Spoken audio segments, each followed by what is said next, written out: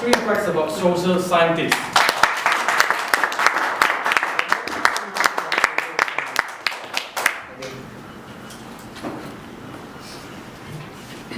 Good evening, fellow Toastmasters, and welcome guests. Good evening. Raise your hand if you ever played the Y game.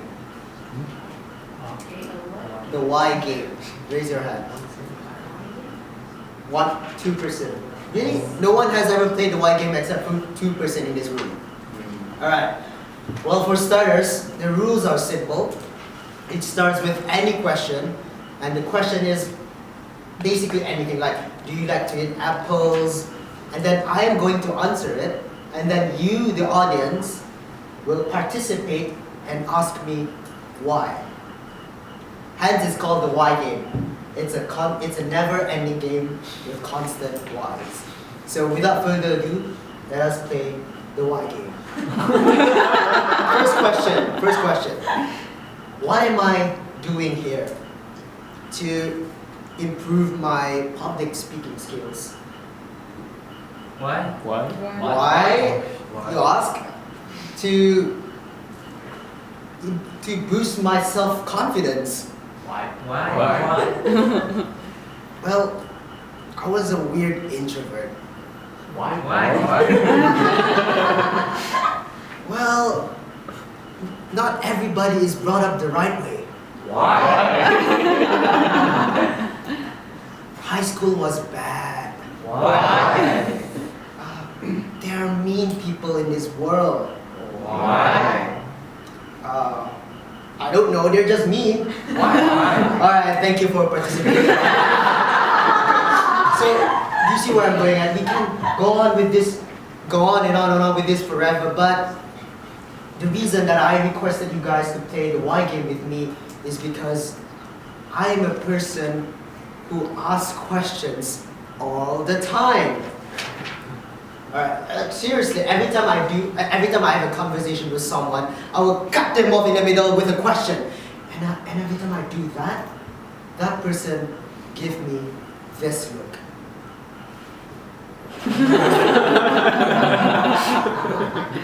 As I was saying, hey, I have another question.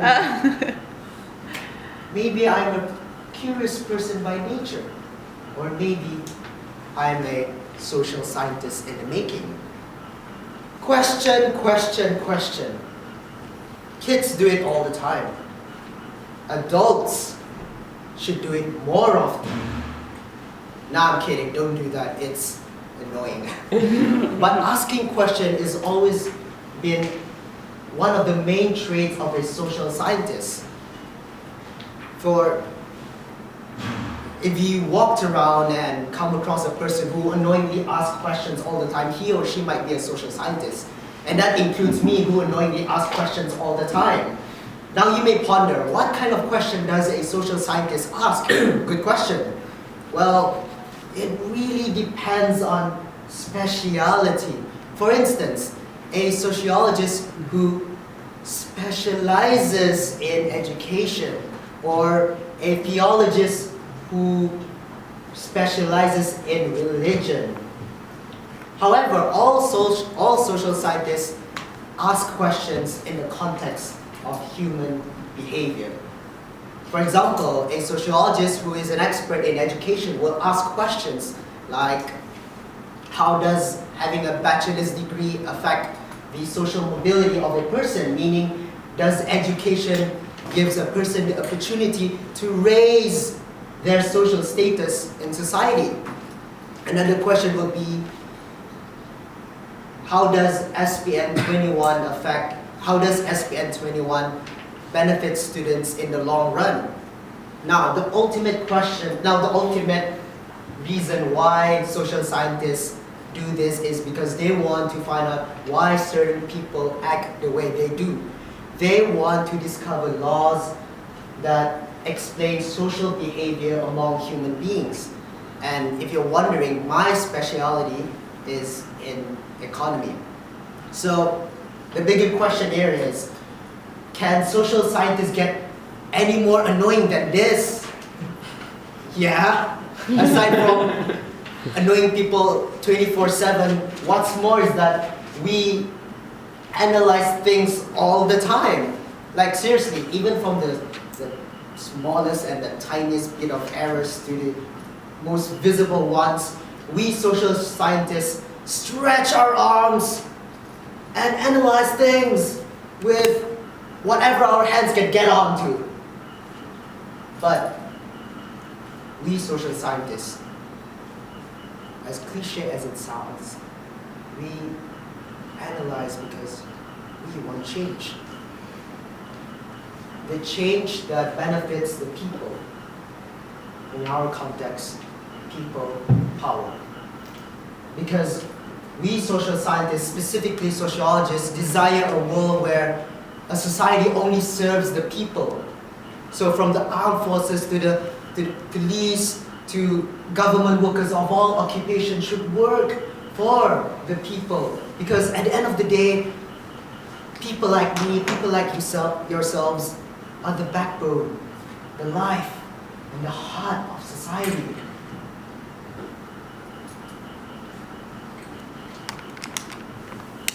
And ladies and gentlemen, let's call for a change. Let us stand and make change. You just sit back and watch? I'd say no.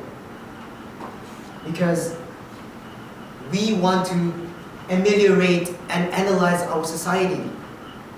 Think now. Analyze now. So, from questioning to analyzing, what is the third sign that makes up a social scientist? The third sign is we dream a simple life. An ordinary life. I cannot express on how we really detest the material world and capitalism and how we see capitalism as a source of suffering.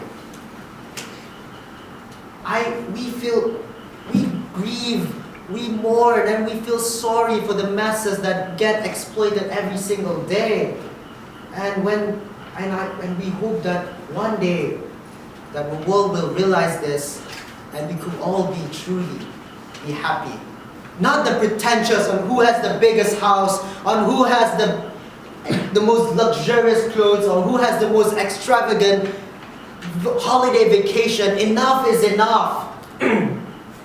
Are we mindless individuals who consume everything that is fed to us?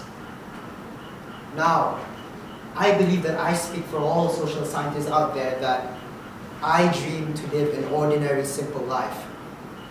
Places like tribal community like Brazil, or Africa, or even an isolated China, I dream of this. No electricity, no laptops, no iPhones, no TV, nothing. And to be there, living there, maybe I could grow food for myself, build my own house with my bare hands, and maybe grow a beard. So, ladies and gentlemen, there are three things that make up a social scientist. The first one is we like to annoy people, right? We like to annoy people with questions, unconventional questions like, how does a privileged background can influence your career? And second, we like to irritate people with our constant analysis. And last but not least, we dream to be gone, to disappear into the wild and live an ordinary life. So if you have three traits that I've mentioned before, then congratulations, you are a social scientist in the making, and we can be best friends now. In all seriousness, to understand science, pure sciences like physics are great because they are the engines of this world. But social sciences are the mechanics that use these engines for the greater good. In the words of Comte, to understand science, you have to know its history. And for that, I hope I leave you guys with more questions and answers. Thank you, and back to you.